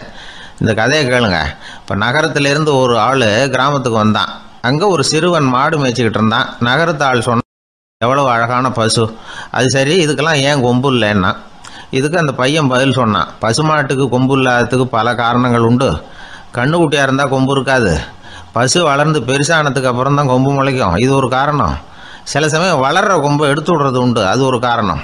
ஆனால் இதுக்கு ஏன் கொம்பு இல்லைன்னு கேட்குறீங்க, அதுக்கு என்ன காரணம்னா இது பசு இல்லை குதிரை அப்படின்னு நானும். ஒரு ஊரில் ஒரு மன்னர் இருந்தார். அந்த ஊரில் அடிக்கடி சேவல் சண்டை நடக்கிறது வழக்கம். அரண்மனையில் ஒரு ஆள் இருந்தான். மன்னருக்காக அவன் ஒரு சேவல் வாங்கிட்டு வந்தான். சண்டை போடுறதுக்காக அந்த சேவலை தயார் பண்ணிகிட்டு இருந்தான். கொஞ்ச நாள் ஆச்சு. மன்னர் அந்த ஆளை கூப்பிட்டார். என்னப்பா சேவல் தயாராகிட்டுதா அப்படின்னு கேட்டார். இன்னும் அது தயாராகல மன்னா, இன்னும் வளரல, அதுக்கான தகுதி இன்னும் அதுக்கு வரல அப்படின்னா. எதனால் அப்படி சொல்கிறேன்னாரு. கோபம் ரொம்ப கடுமையாக இருக்குது அப்படின்னா. சரி அப்படின்னு விட்டுட்டார். மறுபடியும் கொஞ்ச நாள் ஆச்சு. இப்போ எப்படி நிலைமை, சேவல் தயாரா அப்படின்னார். இன்னும் இல்லை அரசே, மற்ற சேவல் எங்கேயாவது கூவுற சத்தம் கேட்டால் உடனே இது பரபரப்பாயிடுது, பக்கத்தில் ஒரு சேவலின் நிழலை கண்டா கூட இது பரபரப்பாயிடுது அப்படின்னா. சரி இன்னும் கொஞ்ச நாள் ஆகட்டும்னு விட்டுட்டார். கொஞ்ச நாள் ஆச்சு. இப்போ மறுபடியும் விசாரித்தார். இன்னும் நம்ம சேவலுக்கு அந்த தகுதி வரலமன்னா, போராட்ட உணர்வு அதுக்கு இன்னும் இருந்துக்கிட்டு தான் இருக்குது, உள்ளே மெதுவாக தான் எரிய ஆரம்பிச்சிருக்குது போராட்ட உணர்வு, அப்படி இருக்கக்கூடாது, அது பற்றி எரிய வேண்டாமா அப்படின்னா. இன்னும் கொஞ்ச நாள் ஆச்சு. இப்போ எப்படின்னு கேட்டார். இப்போ அவன் சொன்னான், மன்னா கிட்டத்தட்ட அது போருக்கு தயாராகிட்டுது அப்படின்னு நினைக்கிறேன்னா. எதனால் அப்படி சொல்கிற அப்படின்னு கேட்டார். மற்ற சேவலின் குரலை கேட்டால் அது அசைகிறதே இல்லை, ஒரு பொம்மை மாதிரி ஆயிடுது, அதுக்கு உள்ள ஒரு நுட்பமான விழிப்புணர்வு வந்துட்டுது, அதனால் அது அமைதியாக இருக்குது, மௌனமாக இருக்குது. இனிமே அதுக்கு இணையான சேவலே கிடையாது. வெற்றி பெற அது போராட வேண்டிய அவசியமே இல்லை. அதை பார்த்த உடனே எதிரி சேவல்கள் பயந்துட்டு ஓடி போடும் அப்படின்னு சொன்னானாம். அந்த சேவலை வளர்த்தவர் சி சிங் சு அப்படின்னு பேர். இந்த சுசுகி சொன்ன கதையும் அது. ஞானிகள் என்ன சொல்றாங்க தெரியுமா? அந்த சேவலின் ரகசியத்தை நீயும் கற்றுக்கொள், நீ அப்படி ஆயிடு, சண்டை போடாமலே வெற்றிகள் பெறுகிற நுட்பத்தை புரிந்துகொள். இதுதான் ஞானிகள் உபதேசம். ஒரு குரு கிட்ட ஒருத்தன் போயிருக்கிறான். எனக்கு சண்டை போட கற்றுக் கொடுங்கன்னா. அதுக்கு என்ன செய்யணும்னார். என்ன உங்கள் மாணவனாக சேர்த்துங்கண்ணா. சரி, இப்போ உன்னுடைய பலம் என்னன்னு கேட்டிருக்கார். இப்போ நான் தனி ஆளாக இருந்து ஒரு 100 பேரை சமாளிப்பேன் நானா. சரி, அப்படின்னா என்னுடைய மாணவனாக உன்னை சேர்த்துக்கிறேன்ருக்கார். சேர்த்துக்கிட்டார். 6 மாதம் பயிற்சி கொடுத்தார். அதுக்கப்புறம் இவனை கூப்பிட்டு கேட்டார், இப்போ உன்னுடைய திறமை எவ்வளவுன்னு. இப்போ நான் தனி ஆளாக இருந்து ஒரு 50 பேரை சமாளிப்பேன் நானா. இன்னும் உனக்கு பயிற்சி தேவைன்னாராம். தொடர்ந்து சில நுட்பங்களை எல்லாம் சொல்லி கொடுத்துருக்கிறார். 1 வருஷம் ஆச்சு. எல்லாத்தையும் கற்றுக் கொடுத்துட்டார். அப்புறம் கூப்பிட்டு கேட்டார், இப்போ உன்னுடைய திறமை எப்படிப்பா, எதிரிகள் எத்தனை பேரை உன்னால் சமாளிக்க முடியும்னாராம். அவன் சொன்னான், ஐயா, எதிரிகளின் பலம் என்னங்கிறத புரிஞ்சிக்காம அதை நான் சொல்ல முடியாதுன்னு நானும். இனிமே உனக்கு பயிற்சி தேவையில்லை, போயிட்டு வான்னு அனுப்பி வச்சுட்டாரான். ஒரு உண்மையை நாம் புரிஞ்சுக்கணும். அதாவது அடிக்கிறதுக்கு நமக்கு துணிச்சல் தேவையில்லை, அடிக்காமல் இருக்கிறதுக்கு தான் துணிச்சல் தேவை. அடித்தா திருப்பி அடிக்கிறவன் மன உறுதி உள்ளவன் இல்லை. அடித்தா திருப்பி அடிக்காமல் இருக்கிறான் பாருங்க, அவன் தான் மன உறுதி உள்ளவன். ஒருத்தன் தலை திரிக்க வேகமாக ஓடிக்கிட்டு இருந்தான். நான் எங்கடா ஓடுற அப்படின்னா, எதுக்க வந்தவன். ஒரு சண்டையை நிறுத்தத்தான் இப்படி ஓடுறேன் அப்படின்ட்டுருக்கான். யாருக்கும் சண்டை, எனக்கும் இன்னொரு ஆளுக்கும் சண்டை அப்படின்னு நானா. நம்ம உடம்புல ரத்த அழுத்தம் இருக்குதே, அது நல்லதா கெடுதலாம். உடனே அது கெடுதல்னு தான் சொல்லுவோம். ஆனா உண்மை அது இல்லை. இயற்கையா உள்ள ரத்த அழுத்தம் நம்ம உடம்புக்கு தேவையான ஒண்ணு. அந்த அழுத்தம் அதிகமா போனாதான் கெடுதல். அததான் நாம பிபின்னு சொல்றோம். ஆனா அது உண்மையிலேயே உயர் ரத்த அழுத்தம், ஹைப்பர் டென்ஷன். இதயம்ங்கிறது ஓயாம வேலை செஞ்சுக்கிட்டு இருக்கிற ஒரு பம்பு. இதயம் சுருங்கி ரத்தத்தை பம்பு செய்யறப்போ ரத்த அழுத்தம் கூடுதலா இருக்கும். இதுக்கு பேரு சிஸ்டாலிக் பிளட் பிரஷர் அப்படின்னு பேர். இதயம் விரிந்த நிலைக்கு திரும்புறப்போ ரத்த அழுத்தமும் குறையுது. இதுக்கு பேரு டயஸ்டாலிக் பிளட் பிரஷர் அப்படின்னு பேர். இப்படி இது மாறி மாறி இருக்கும். இந்த பிபி 140 90 இப்படின்லாம் சொல்றாங்கல்ல, இதுதான். சீரா இருக்க வேண்டிய ரத்த அழுத்தம் ஒரு அளவுக்கு மேல அதிகரிச்சுட்டா ஆபத்து ஆரம்பம்னு அர்த்தம். சரி, இந்த உயர் ரத்த அழுத்தம் உண்டாகிறதுக்கு என்ன காரணம்? இதனாலதான் இது வருதுன்னு ஒரு காரணத்தை குறிப்பிட்டு சொல்ல முடியாது. ஆனா வம்சாவளி காரணம், ரொம்ப டென்ஷனான சூழ்நிலையில வேலை செய்யறது, உடம்பு குண்டா இருக்கிறது, இதெல்லாம் இந்த ஹை பிபிக்கு துணை செய்யுது. அப்படிதான் எடுத்துக்க வேண்டியிருக்குது. இது கிருமியினால ஏற்படுற வியாதி இல்லை, உடம்புல ஏற்படுற ஒரு பழுது, அவ்வளவுதான். 40 வயசுக்கு மேலதான் பொதுவா இது பாதிக்கும். அதெல்லாம் சரி, ஒருத்தருக்கு உயர் ரத்த அழுத்தம் இருக்குது, அதை கட்டுப்படுத்துறதுக்கு வழி ஏதாவது உண்டா அப்படின்னா உண்டு. மருந்து கொடுத்தும் சரி பண்ணலாம். மருந்து இல்லாத சிகிச்சை முறைகளும் இருக்குது. இப்ப மருந்து சாப்பிடுறதுன்னா டாக்டர்கிட்ட போயிடலாம். அதுக்கு இப்ப சுமாரா 30 விதமான மருந்துகள் இருக்குதான். மருந்தோட உடல் கட்டுப்பாடும் மனக்கட்டுப்பாடும் சேர்ந்ததுன்னா ரொம்ப விசேஷம். அது இருக்கட்டும், மருந்து இல்லாம நாம செய்ய வேண்டியது என்ன, அதை தெரிஞ்சுக்குவோம். முதல்ல சீரான உடற்பயிற்சி, வாக்கிங் ரொம்ப நல்லது. மனசை அமைதிப்படுத்துறதுக்கு யோகாசனம், ஆழ்நிலை தியானம், இது மாதிரியான பயிற்சிகள் நல்லது. ஒரு காலத்துல யோகாசனம் பண்ணுங்க, தியானம் பண்ணுங்கன்னு சொன்னா ஒரு மாதிரியா பார்த்தாங்க. இப்ப மருத்துவ நிபுணர்களே அதெல்லாம் ரொம்ப அவசியம்தான் அப்படின்னு சொல்றாங்க. இன்னொரு அதிசய சிகிச்சை முறை இப்போ வழக்கத்துக்கு வந்திருக்குது. பயோ ஃபீட்பேக் அப்படின்னு பேர். மூளையின் அழுத்த அலைகளை பதிவு பண்ணி அதை மறுபடியும் உடம்புக்குள்ள செலுத்தி இந்த ரத்த அழுத்தத்தை சீராக்கி போடுறாங்க. சில பேருக்கு இந்த ஹை பிபி பார்டர் லைன்ல இருக்கும். அவங்களுக்கெல்லாம் மருந்துகள் அவசியம் இல்லை. வாழ்க்கை முறையில சில மாற்றங்களை பண்ணிக்கிட்டாவே போதும். பிஹேவியரல் மாடிஃபிகேஷன்ஸ் சொல்றாங்க. அது எப்படின்னா, பரபரப்பான வாழ்க்கை முறையை தவிர்க்கணும். புகைப்பிடிக்கிற பழக்கம், மது அருந்தும் பழக்கம், இதெல்லாம் இருந்தா விட்டுடணும். சாப்பாட்டுல உப்பை குறைக்கணும்.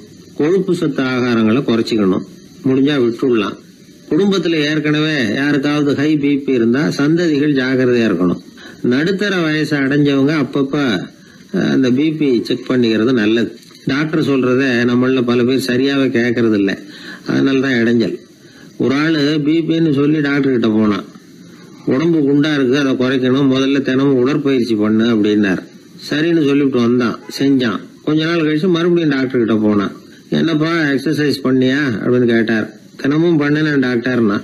என்ன பண்ணேன்னு கேட்டார். முன்னெல்லாம் சிகரெட்டை வந்து கடையில் வாங்குவேன், இப்போ நான் அப்படி வாங்குறத விட்டுட்டேன். தினமும் நானே என் கையாலேயே உருட்டி தயார் பண்ணுறேன் டாக்டர். இது ஒரு எக்ஸசைஸ் தானே அப்படின்னா. ஒரு ஏரி ஓரமாக 2 பசங்க நடந்து போயிட்டு இருக்கிறாங்க. அதில் ஒருத்தன் பணக்கார வீட்டு பையன், இன்னொருத்தன் ஏழை. இவங்க 2 பேரும் போயிட்டு இருக்கிறாங்க. வழியில் ஒரு இடத்துல ஒரு ஜோடி செருப்பு இவங்க கண்ணில் படுது. ஒரு விவசாயி அந்த செருப்பை அங்கே விட்டுட்டு பக்கத்தில் இருந்த ஏரியில் கை காலை கழுவிட்டு இருக்கிறார். உடனே அந்த பணக்கார பையனுக்கு ஒரு ஐடியா. அவன் சொன்னானா, டேய், இப்போ ஒரு வேடிக்கை செய்யலாம். அந்த செருப்பு 2ஐயும் தூக்கி எட்டத்தில் வீசி எரிஞ்சிருவோம். அந்த ஆள் வந்து பார்த்துட்டு செருப்பை தேடி அல்லாடுவான், அங்கேயும் இங்கேயும் ஓடுவான், திருன்னு முழிப்பான். அதை பார்த்து நாம் ரசிக்கலாம், நல்ல தமாஷா இருக்கும் அப்படின்னு இருக்கான். இப்படி சொல்லிவிட்டு அந்த செருப்புகளை தூக்கத்துக்கு போனானா. கொஞ்சம் பொறு அப்படின்னானா அந்த ஏழை பையன்.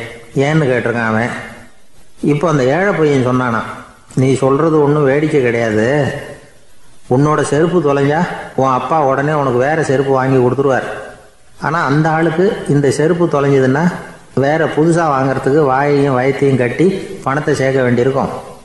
அதனால் நான் ஒரு வேடிக்கை சொல்கிறேன், அது மாதிரி செய், அது இன்னமும் தமாஷா இருக்கும் அப்படின்னானா. எப்படி அது சொல்லுன்றிருக்கான் அவன். செருப்பு 2ம் அது இருக்கிற இடத்துலையே இருக்கட்டும். உன் சட்டப்பையிலிருந்து ஒரே ஒரு ரூபா நாணயத்தை எடு. அதை அந்த செருப்பு மேலே அதோட குதிகால் பகுதியில் வச்சுட்டு நாம் 2 பேரும் அந்த மரத்துக்கு பின்னாடி ஓடி போய் மறைஞ்சு நின்றுக்குவோம். அப்புறம் பாரு வேடிக்கையே அப்படின்னா. அதே மாதிரி ரூபா காசு செருப்பு மேலே வச்சுட்டு இவங்க 2 பேரும் மறைஞ்சு நின்றுக்கிட்டாங்க. கொஞ்ச நேரத்தில் அந்த விவசாயி வந்தார். காலில் உள்ள மண்ணை தட்டிவிட்டு செருப்பை மாட்டுறதுக்காக போனார். அங்கிருந்த காசு கண்ணில் போட்டுவிட்டது. அவருக்கு ஆச்சரியமாக போச்சு. அதை கையில் எடுத்து பார்க்குறார். 4 பக்கமும் திரும்பி திரும்பி பார்க்குறார், யார் இதை வச்சிருப்பான்னு. கடைசியில் ஆகாயத்தை பார்க்குறார். ஆண்டவா, இது உன்னோட கருணை தான். நீ தான் யாரோ புண்ணியவான் மனசில் தர்மம் பண்ணுற எண்ணத்தை உண்டாக்கி இருக்கிற. அந்த புண்ணியவான் நல்லா இருக்கணும் அப்படின்னு வாழ்த்தி அந்த காசை கண்ணில் ஊற்றிக்கிட்டாரான்.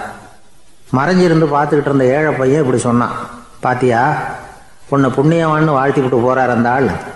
அவருக்கும் சந்தோஷம், அதை பார்த்து நமக்கும் சந்தோஷம். உனக்கு ரூபாங்கிறது ஒரு பெரிய விஷயம் இல்லை, ஆனால் அதனால் நமக்கு கிடைச்சிருக்கிற மகிழ்ச்சி ரொம்ப உயர்வானது அப்படின்னு நானும்.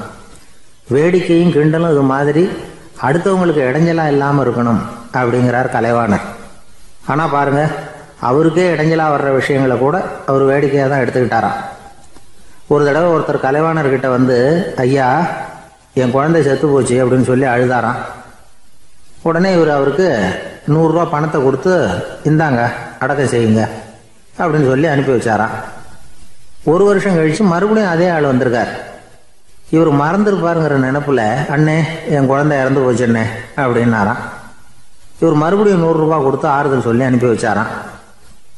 7-8 மாதம் கழித்து மறுபடியும் அதே ஆள் வந்திருக்கார். அவர் வாயை திறக்கிறதுக்கு முன்னாடியே இவர் 100 ரூபாய் அவர் கையில் வச்சு, போன 2 தடவை தான் குழந்தை செத்து போச்சு, இந்த தடவையாவது அதை சாகாமல் காப்பாற்றி விடு அப்படின்னு சொல்லி அனுப்பி வச்சாராம். அதுக்கப்புறம் அந்த ஆள் வர்றதே இல்லையா. நமக்கு முன்னாடி நமக்கு வேண்டிய ஒருத்தர் ஒரு கிளாஸில் நமக்கு பழச்சாறு கொண்டாந்து வைக்கிறாருன்னு வச்சுக்கோங்க. உடனே நாம் என்ன பண்ணுவோம், எடுத்து கிடுகிடுன்னு சாப்பிட்ருவோம் அடுத்தவங்க யாரும் வர்றதுக்குள்ள.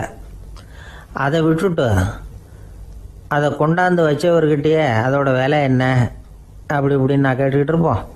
நாம் கேட்க மாட்டோம். ஆனால் காந்திஜி அப்படி கேட்டாராம்.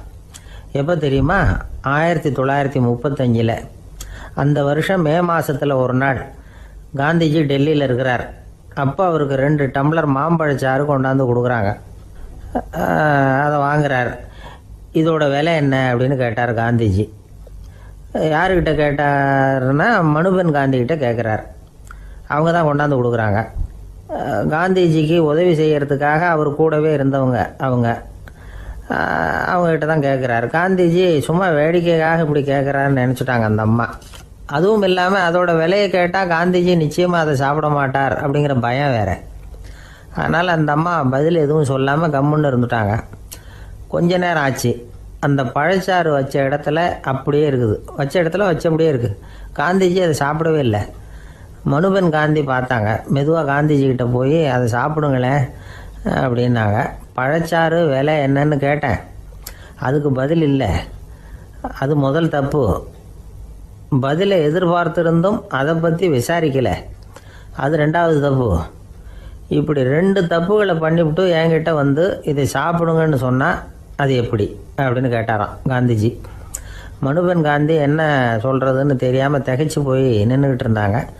காந்திஜி தொடர்ந்து சொன்னாராம், இப்போ என் முன்னாடி வச்சிருக்கிற இந்த பழச்சாறு விலை சுமாராக ஒரு ₹1/2 இருக்கும். அது அந்த காலத்து மதிப்பு. இந்த பழச்சாறு இல்லாமல் கூட என்னால் இருக்க முடியும். ஆனால் அவசியமான பொருள்களை வாங்கிறதுக்கு கூட சக்தி இல்லாத மக்கள் இந்த நாட்டில் நிறைய பேர் இருக்கிறாங்க. அப்படி இருக்கிறப்போ எனக்கு என்னத்துக்கு இந்த விலை உயர்ந்த பானம்?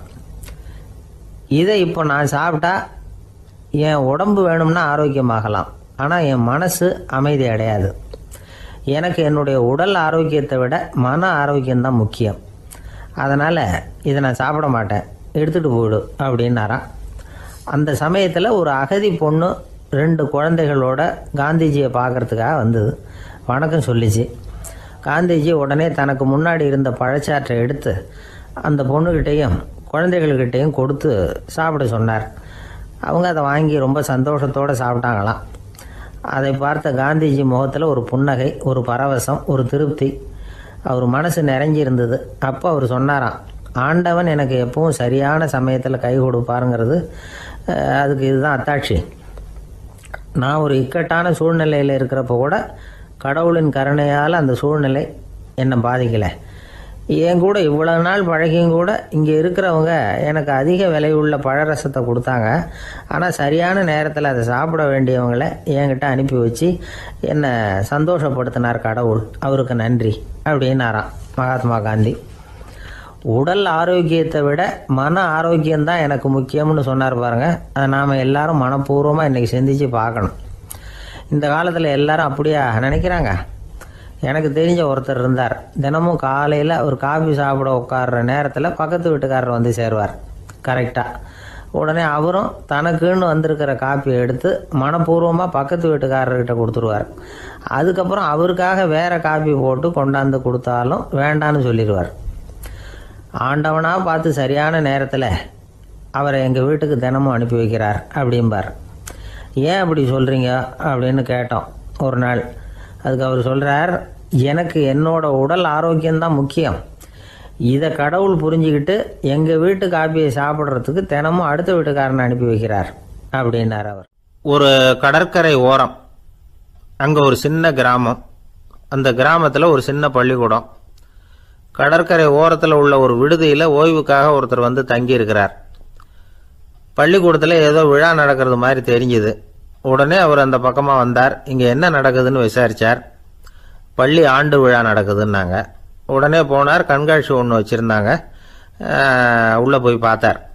பள்ளிக்கூடத்தில் படிக்கிற மாணவர்களே சொந்தமாக தயார் பண்ண பொருள்களை காட்சிக்கு வச்சுருக்கிறாங்க. அந்த ஊர் மக்கள்லாம் அதை கூட்டம் கூட்டமாக போய் பார்த்துக்கிட்டு இருக்கிறாங்க. இவரும் ஆர்வமாக அதையெல்லாம் பார்த்துக்கிட்டே போகிறார். ஒரு இடத்துல ஒரு சின்ன ரயில் செஞ்சு வச்சுருந்தாங்க. மாணவர்களே தயார் பண்ணது. மின்சாரத்தால் அது ஓடுறது மாதிரி பண்ணி வச்சுருந்தாங்க. அதில் ஒரு சின்ன பொத்தான் இருக்கும். அது அமுக்குனா ரயில் ஓடும், சுற்றி சுற்றி வரும். மாணவர்கள் எதிரில் நின்று அதுக்கு விளக்கம் கொடுத்துக்கிட்டு இருக்கிறாங்க. இவர் அதை கவனித்தார். ரயில் ஓடுறத பார்த்தார். அங்கே நின்றுக்கிட்டு இருந்த மாணவர்கள்கிட்ட விளையாட்டாக கேட்டார், ஏன்பா இந்த ரயில் எதனால் ஓடுது அப்படின்னு கேட்டார் இவர். சக்தியினால் ஓடுது அப்படின்னாங்க மாணவர்கள். அது என்ன சக்தின்னு கேட்டார். அதுக்கு பேர் மின்சாரம் அப்படின்னாங்க. சரி, நீங்கள் மின்சாரத்தை பார்த்துருக்குறீங்களா அப்படின்னார். நாங்கள் பார்த்தது இல்லைங்க, ஆனால் இதை செய்யறதுக்கு எங்களுக்கு உதவி பண்ண ஆசிரியர் ஒரு பட்டதாரி, ஒரு கால் அவர் பார்த்துருக்கலாம் அப்படின்னாங்க. அவர் எங்கே இருக்காருன்னு கேட்டார். இதோ அழைச்சிட்டு வர்றோம்னு ஓடினாங்க. அவரை அழைச்சிட்டு வந்தாங்க. அவர்கிட்ட ஒரு பெரியவர் கேட்டார், மின்சாரத்தை நீங்கள் பார்த்துருக்குறீங்களா அப்படின்னு. மின்சாரத்தை பார்க்குறதாவது நான் பார்த்ததே இல்லை. நான் பார்த்தது அது செயல்படுற விதத்தை தான். அது விளக்க வந்து எரிய வைக்குது, ரயிலை ஓட வைக்குது, இது மாதிரி எத்தனையோ எந்திரங்களை வந்து செயல்பட வைக்குது. ஆனால் உண்மையிலேயே அது என்னன்னு எனக்கு தெரியாது. ஒருவேளை இந்த பள்ளிக்கூடத்து தலைமை ஆசிரியருக்கு தெரிஞ்சிருக்கலாம், ஏன்னா அவர் ஒரு மேல்நிலை பட்டதாரி அப்படின்னாராம் அவர். சரின்னு போய் தலைமை ஆசிரியரை கூப்பிட்டுக்கிட்டு வந்தாங்க. அவர்கிட்டையும் இதே கேள்வி கேட்டாராம் அவர். மன்னிக்கணும், இந்த கேள்வியை இதுவரைக்கும் யாரும் என்கிட்ட கேட்டதில்ல. சக்தியை யாரும் பார்க்க முடியாது, ஆனால் அது செயல்படும் விதத்தை தான் பார்க்க முடியும் அப்படின்னாராம் அவர். இப்போ இதுவரைக்கும் கேட்டுக்கிட்டு இருந்த பெரியவர் சிரிச்சார். சிரிச்சுட்டு சொன்னாராம், சரி, அதுக்காக ஒன்றும் கவலைப்படாதீங்க, என்னுடைய பெயர் தாமஸ் ஆல்வா எடிசன் அப்படின்னாராம். இதை கேட்டதும் அங்கே இருந்தவங்களுக்கெல்லாம் அதிர்ச்சி, ஆச்சரியம். என்னது, நீங்கள் தானே எடிசன்? நீங்கள் எவ்வளவு மின்சார கருவிகளை உண்டாக்கி இருக்கிறீங்க, நீங்களா இந்த கேள்வியை கேட்டது அப்படின்னாங்களாம். ஆமாம், நான் தான் கேட்குறேன், ஏன்னா நானே மின்சாரத்தை பார்த்தது கிடையாது அப்படின்னாராம் அவர். அன்புங்கிறது இப்படிப்பட்டது தாங்கிறார் ஓஷோ. அன்புங்கிறது நம்ம உடற்கூறு அமைப்பில் இல்லை, அது நம்ம உடம்புல உள்ள